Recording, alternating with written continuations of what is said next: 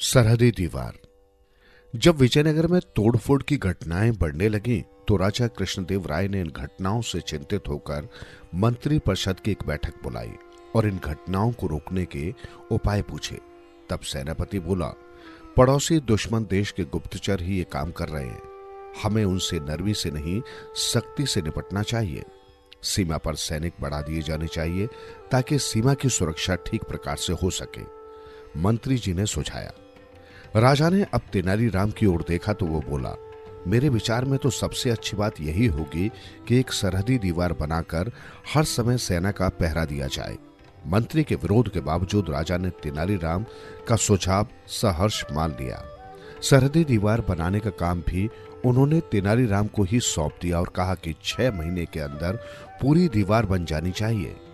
2 महीने बीतने के बाद भी जब दीवार का काम आगे नहीं बढ़ा तो उन्होंने तेनालीराम से पूछताछ की। तेनालीराम बोला, क्षमा करें महाराज, बीच में एक पहाड़ आ गया है, पहले उसे हटवा रहा हूं। पहाड़ तो हमारी सीमा पर कोई नहीं है। राजा ने पूछा तो तेनालीराम ने ताली बजाई। ताली बजाते ही सैनिकों से घिरे 20 व्यक्ति राजा के सामने लाए गए। ये लोग कौन है? राजा ने तेनालीराम से पूछा तो वो बोला, पहाड़ ये दुश्मन देश के घुसपैठिया हैं महाराज, बड़ी मुश्किल से पकड़ में आए हैं।